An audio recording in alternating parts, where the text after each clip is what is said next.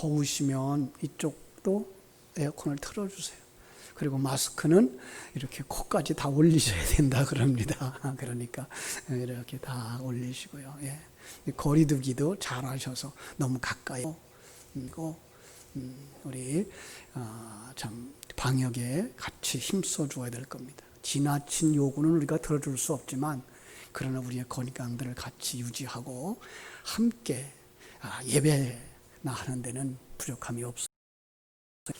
사람들은 매 순간 선택을 하고 결정을 하죠. 눈으로 결정할까요? 그것은 다른 것보다 이것이 더 중요하다고 생각하기 때문에 더 중요한 일이 자기 일생에서 기억되어지는 큰 일이기도 합니다. 어떤 사건이 여러분의 일생 속에서는 큰 일이셨나요? 어떤 것을 기억하고 계시나요? 어떤 분은 일생에 아주 자기 아내를 만나 결혼한 것이라고. 나 자기 남편을 만나서 결혼한 것이라고. 연세 드신 어른들이셨는데 노년을 오손도손 지내면서 하시는 말씀이었습니다. 그 어른들의 가치관, 그러죠?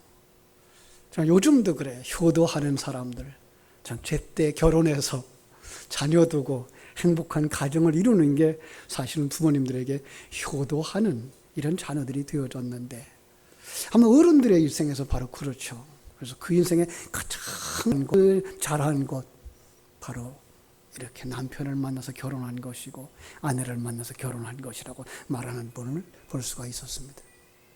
어떤 분은 자녀를 낳았는데 아들 낳은 거 그냥 그 손이 귀한 집에 들어가서 아들을 낳았어요. 그런 말이면 그의 일생이 아주 변했다고. 물론 딸을 낳은 가정도 그럴 거예요. 손이 귀한, 딸이 귀한 집안도 있어요. 그죠? 딸이 귀한 집안에 참 그 딸이 생겼을 때 온 집안의 경사죠. 그것이 자기 일생의 일이었다고. 한 일이었다고. 어떤 사람은 얘기합니다. 스승을 만나서 그 스승을 통해서 스승의 격려와 그리고 그 삶의 방향을 지도해 주신 그 선생님 때문에 내 일생이 이렇게 바로 잡혔다고. 그렇습니다. 자기의 일생에 그 어떤 사건을 통해서 삶의 질이 달라지고 삶의 방향이 달라지는 그 사건, 그것은 그의 일생에서 큰 사건이고 중요한 일일 것입니다.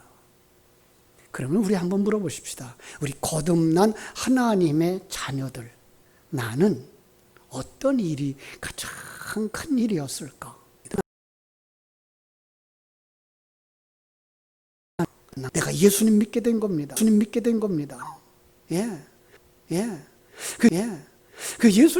그 예수님을 만남으로 말미암아서 내 운명이 바뀌었다고. 잘 생각해 보세요. 여러분, 예수 믿는 일 큰 일일까요?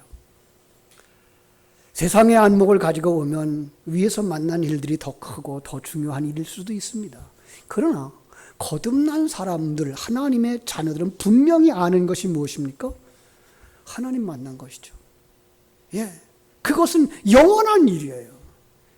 아무리 세상에 스승을 만나고 좋은 가정을 이루고 어떤 것이라고 할지라도 그것은 100년을 못 넘어가요. 자기 일생에 국한되어진 거예요. 그런데 우리가 하나님 만나는 일은 어떤 겁니까? 영원한 일이에요. 이 세상에서 하나님 만난 때부터 사는 그 삶, 행복한 삶, 천국을 누리는 삶, 그리고 이 땅에서 천국을 소망하면서 살아가는 삶, 이 세상을 떠나선 정말 그 약속한 대로 주어진 하나님의 그 아름다운 천국에서 영원히 얼마나 소중합니까? 하나님은 전능하셔요. 인간의 그 능력은 제한되어져 있어요. 인간의 삶이라고 하는 시간도 제한되어져 있어요. 그래서 이 땅에 살아가고 있는 사람들, 그것이 중요하다고, 그것이 소중함을 추구하는 사람을 성경은 뭐라 그래요? 어리석은 자라, 이렇게 말씀합니다. 그런데 이 어리석은 사람에게 전능하신 하나님이 오시면 그가 새롭게 바뀌어져요. 새로운 능력을 덧입어요. 새로운 세계를 보게 되어져요. 그래서 후회하며 살고 좌절하고 낭망하고 교만, 그 굴곡이 많았던 삶이 점점 줄어들고 그 속에서 감사가 늘어나죠. 예. 그리고 그는 그 삶 속에서 일어나는 그 모든 일 때문에 찬송하는 삶이 되어져요. 못하는 그 기쁨을 알지 못하는 그 기쁨을 가지고 간증하는 삶을 누리게 됩니다. 그래서 성도들에게 있어서 하나님을 만나는 사건보다 더 값진 것은 없어요. 하나님 또 이것을 원하고 계셔요. 그래서 우리는 살아가면서 꼭 하나님을 만나야 할 줄로 믿습니다. 신앙생활하면서 하나님을 만나야 할 줄로 믿습니다. 그래야 우리가 소망을 가지게 되고 풍요로운 삶을 살게 되는데 이 축복이 우리 모두의 것이 되어지기를 주님의 이름으로 축원합니다. 오늘날 삭개오라고 하는 세리장이 예수님을 만나고 싶었어요. 동네로 오신다고 하는 예수님. 그 바로 가는 이 사람의 핸디캡이 있어요. 키가 작아. 앞에 사람들이 다 가로막혀 있네요. 생각해낸 것이 무엇이죠? 길가에 있는 무화과나무 꼭대기로 올라가는 거예요. 예. 무화과나무 북부러에 올라가서 북부러움을 가리고 틈새로 그냥 보고 오려고 그러는 거예요. 그런데 지나가시던 예수님이 이 무화과나무 아래 오시더니 숨어있는 삭개오를 향하여서 그렇게 말씀하시는 거예요. 삭개오야, 내려와라. 오늘 내가 네 집에 유하해야 되겠다. 여러분, 그 삭개오는 예수님을 집으로 만나서 예수님을 집으로 모시고 어떻게 됐죠? 그의 인생이 바뀌었어요. 예수님 선포했어요. 이 사람도 아브라함의 자손이로다. 이 사람도 천국 말씀하신 참으로 주님을 영접한 그 삭개오, 주님을 만난, 하나님을 만난 그 사람 삶이 완전히 바뀌었어요. 지금 미국의 그 부통역이라고 하시는 펜스 있죠. 보통은 이제 펜스라고 부르는데 마이크 펜스죠. 예수 믿는 분이에요. 어린 시절 예수 잘 믿었대요. 근데 고등학교를 지나서 대학에 들어가면서 신앙생활이 아주 미지근해졌대요. 시들해졌대요. 그러던 어느 날 학교에서 정말 얼굴에 기쁨이 있고 평안이 있고 참 행복해 보이는 친구들을 만날 수 있었어요. 뭐 하는 사람들인가 알아봤더니 기독동아리 학생들이래요. 그들이 그때 한창 유행했던 나무 십자가 목걸이를 하고 있는 것이 눈에 띄어서 그걸 가지고 싶었고, 그래서 그걸 어디서 구하느냐고 물어봤더니 이 친구가 자기의 십자가를 풀어서 목에 걸어주면서 십자가를 목에다만 걸지 말고 마음에 새기라 그러더래요. 그 친구가 부흥회에 참석해가지고요.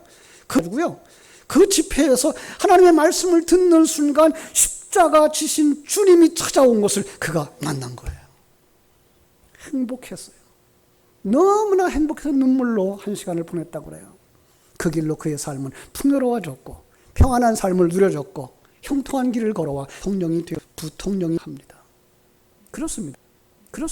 하나님을 만난 사람들 삶이 풍요로워지고 행복해집니다. 그렇죠?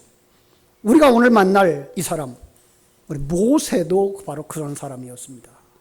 우리가 잘 아는 대로 모세의 일생 그러면 그의 삶 속에 큰 사건들 많죠. 여러분 어떤 사건을 기억하나요? 사람들이 세계 그 지역에 사는 히브리 사람들이 점점 번성하니까 그들 속에서 아들들을 다 죽이도록 만드는, 그러니까 아들로 태어나면 삶는 그 상황 속에 태어난 거 기적이죠. 그런데 그것도 석 달 동안밖에 장롱 속에 키울 수가 없었어요. 어머니가 갈대 바구니를 만들고 거기에다가 담아서 나일강가에 띄웠습니다. 이 생명 하나님께 막. 근데 거기에 나왔던 이 바로의 공주, 그가 그걸 발견해서 가져다가 자기의 아들 삼아. 그럼 그 죽음의 그 강에서 건진받은 것, 대단히 큰 사건이죠. 그런가 하면 하나님 앞에서 이스라엘 백성들이 그 죽음의 그 강에서 건진받은 것, 대단히 큰 사건이죠. 그런가 하면 하나님 앞에서 이스라엘 백성들이 그 죽음의 그 강에서 건진받은 것, 대단히 큰 사건이죠. 그런가 하면 하나님 앞에서 이스라엘 백성들이 그 죽음의 그 강에서 건진받은 것, 대단히 큰 사건이죠. 이스라엘 이스라엘 백성들을 그 10가지 재앙을 애굽에 내려주면서 건져내서 출발해서 이제 자유를 향하여서 하나님을 따라서 간다고 했는데 앞에 홍해바다가 뒤에는 바로가 늦었다 생각하고 쫓아오는 거야. 기병대들이 잡으러 오는 거예요. 진퇴양난의 위기 속에서 하나님이 주신 그 지팡이, 하나님의 지시를 따라서 그 홍해를 봐야 내렸더니 어떻게 됐어요? 홍해가 갈라지는 거예요. 여러분, 얼마나 기적일까요? 우리 앞에 그런 상황이 벌어진다 그러면 여러분 얼마나 놀라울까요? 그걸 마른 땅으로 건넜어요. 이런 많은 일들이 그의 일생 속에서 기억됩니다마는 그의 일생 속에서 이런 것들이 무슨 일인가를 볼 수 있는 그 사건이 어디서 열려지는가 하면 오늘 본문에서 열려지거든요. 오늘 본문은 그러니까 모세 일생 속에서 정말 중요한 사건, 가장 중요한 사건이다라고 생각이 되어져서 오늘 본문으로 삼았습니다. 찾아오신 하나님의 특별한 사건. 이 사건을 통해서 그가 거듭나게 됩니다. 새로운 눈이 열려요. 삶의 방향이 설정되어져요. 그리고 사명자의 길을 걸어가는 이 전환점이 이 하나님과의 만남 속에서 이루어진 것이죠. 그렇습니다. 이 참 호렙산에 양치기 했던 그 모세의 일생 여러분 잘 아시죠? 거기까지 오기까지 지금 나이가 80살인데 40년 동안 궁중에서 살았어요. 차기 대권 주자로 기억될 만큼 인정받았던 사람이었어요. 그런데 그냥 동족을 생각하고 동족을 해야 하는 애굽 사람을 쳤다가 그가 죽자 모래 속에다 파묻고 그 미디안 제사장, 그 이방인 제사장의 집에 얹혀 살게 되어졌고 그 집에 딸과 결혼해서 아들, 딸 낳고 살아가는 40년의 세월, 그리고 양의 궁둥이만 쫓아다녔던 40년. 다 왕궁의 생활도 다 잊어버렸어요. 자기가 히브리인이라고 하는 사실, 그 히브리인을 위해서 내가 무슨 일을 하겠다라는 생각도 다 잊어버렸어요. 까맣게 잃어버리고 양만 쫓아다니는 삶. 그래 어느 날 양떼를 인도하고 있는데 활 타오르는 겁니다. 보게 된 겁니다. 여러분 생각해 보세요.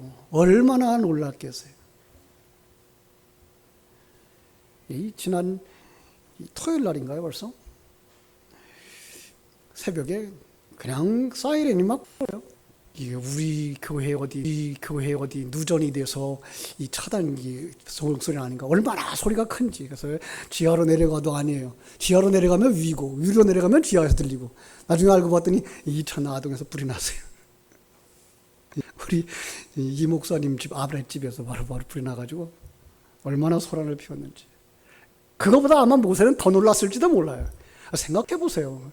멀쩡한 나무에 불이 붙는 거예요. 사람도 없는 데서, 그죠? 아니, 불은 붙는데 나무가 타지를 않네. 이상하죠. 한 걸음 다가가는 순간 하나님의 음성이 들렸어요. 모세야, 모세야. 얼마나 놀랐을 거예요. 모세를 만나기 위해 찾아오신 하나님. 눈을 열어주시려고, 거듭나게 해주시려고.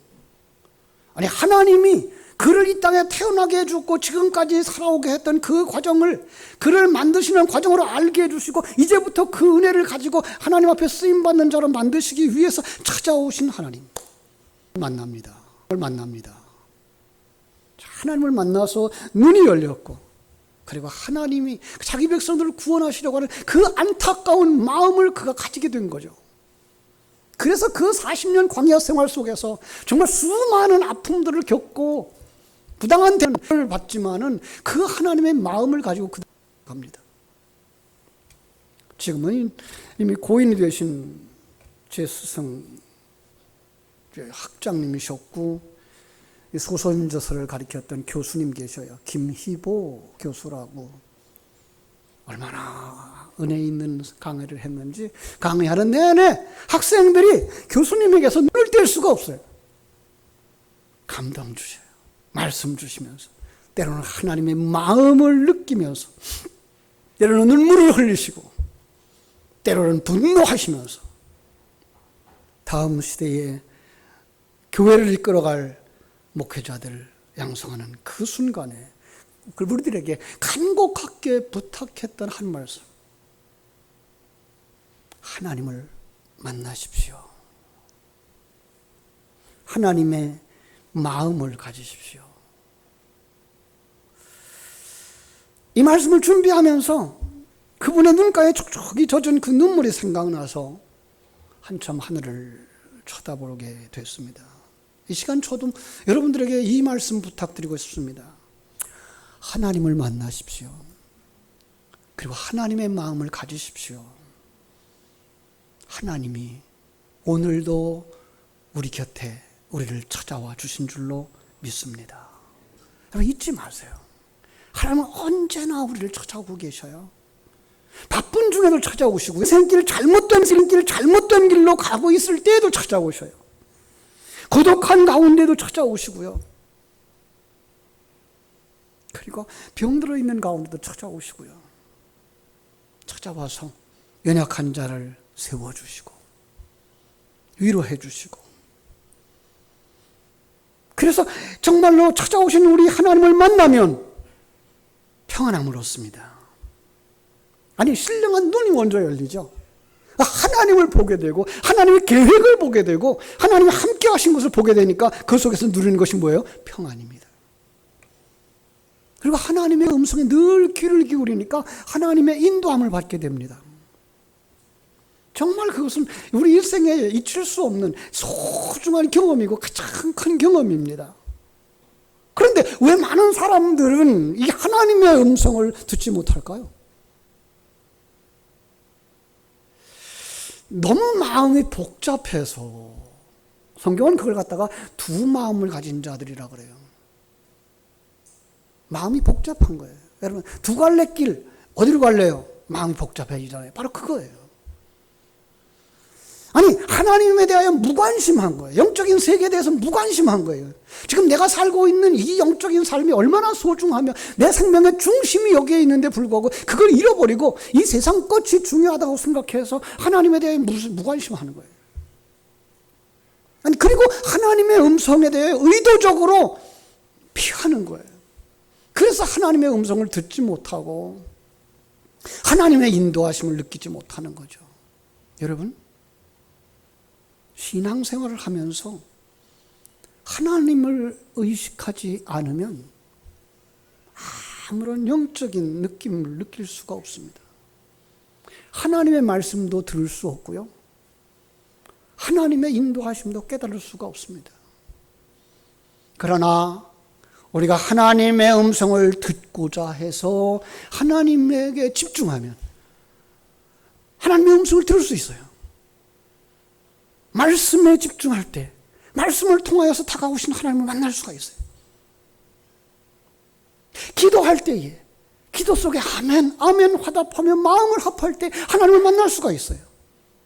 신앙생활은요, 그냥 추상적이거나 이론적인 것이 아닙니다. 실제적인 겁니다. 여러분들이 그 실제 속에 내가 들어가야 내가 신앙생활 하는 사람이 되는 겁니다.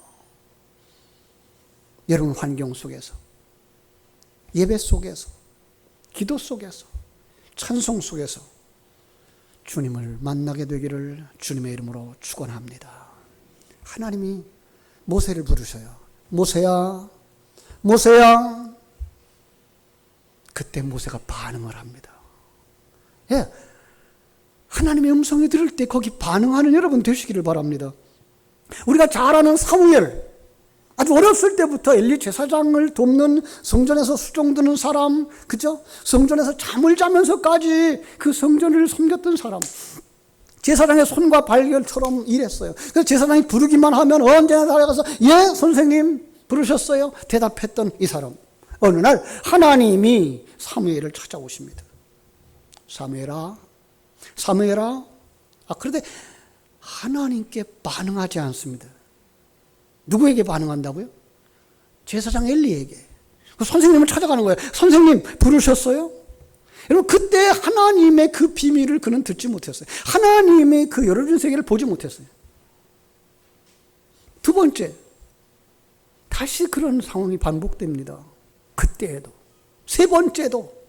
그런데 그때 하나님이 그에게 힌트를 합니다.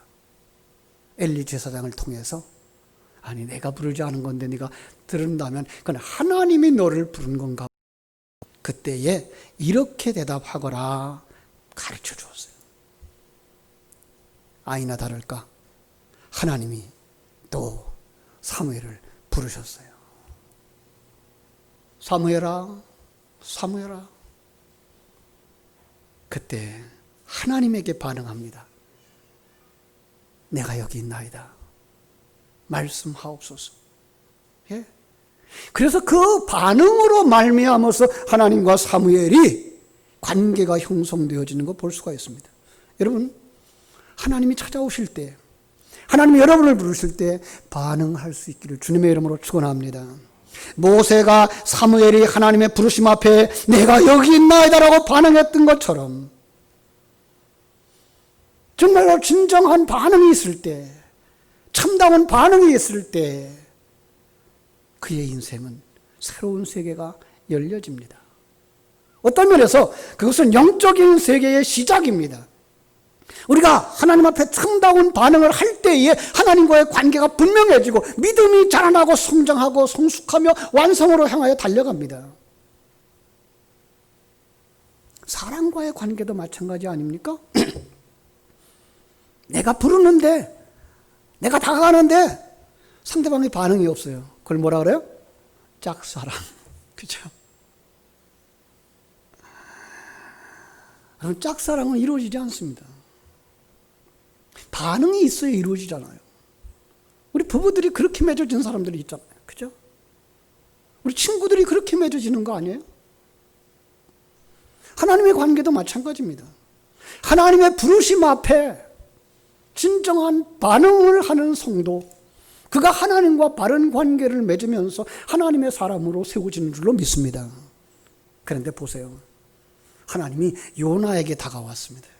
요나야, 니느웨에 가서 40일만 지나면 이 땅에 멸망된다고 선포해라. 이 요나가 하나님에게 반응을 합니까? 아니요, 역반응을 했어요. 하나님이 가라고 하는 반대 방향으로 갔어요. 그죠? 하나님의 눈초리를 피해서, 하나님의 음성을 피해서, 피하고 피하다가 거기 어디에 빠져요? 물에 빠지고, 그죠? 물고기에게 삼켜져 버려서 고난고난 다 당하고 어디로 가요? 제자리로 돌아가요. 정말로 우리는 하나님이 주시는 그 메시지를 바로 들어야 돼요. 다윗의 경우는요, 정말 그 아름다운 인생을 살다가 그가 한번 범죄하죠. 그죠? 그의 일생에 정말 남기지 말아야 될 오점. 우리아의 아내를 취하는, 그 취하기 위해서 우리아를 살해하는. 이 성경 속에 그런 얘기들을 오늘날 정치하는 사람들이 배우는 것 같아요. 그죠? 자기 일을 세우기 위해서 상대방을 해. 그런데 그게 감춰질 것 같아요? 다윗도 생각했을 거예요. 감춰질 거라고. 아무도 보지 못했으니까. 아무도 그것을 알지 못했으니까. 여러분, 그런데 청문회 현장에 가는 거 아시죠? 청문회 현장에 가보면 그 사람의 과거 어떤 일을 했는지가 다 드러나. 부끄러웠던 일들이 다 드러나. 다음 주에는요, 제가 요한계시록 20장 11절로 15절을 가지고 하늘나라 청문회를 하려고 그래요. 설교하려고 그래요. 여러분, 세상 사람들은 가릴 수 있고 고집을 세울 수가 있지만 하늘나라의 청문회에서는요, 그게가 통하지 않는 곳이에요. 하나님이 통하도록 만들질 않아요. 다윗, 감춰진 줄 나단을 선지자를 통해서 그에게 죄를 지적합니다. 박힌 것은 다윗의 반응입니다. 바르게 반응한 거예요. 통에 자복하면서 눈물 흘리면서 회개하는 그 회개, 그것도 뭡니다. 이렇게 다윗이 반응했더니 하나님이 그에게 죄를 사하셨어요. 여러분, 우리 죄가 얼마나 클지라도, 아무리 클지라도 하나님은 우리의 죄를 자백하면 사해 주시는 줄로 믿습니다. 예. 사람들은 용서하지 못해요. 그런 하나님은 용서하신 줄로 믿습니다. 그가 그 사죄의 기쁨과 감격 가지고 얼마나 많은 시를 써서 우리에게 전달해 주시는지 몰라요. 하나님은 이렇게 죄를 용서하시는 하나님이다. 당신에게 죄가 있느냐? 오늘 우리에게도 물으시는 거예요. 내게 죄가 있느냐? 뭐 하라고요? 그러지 않으면 지옥에 떨어진다고요.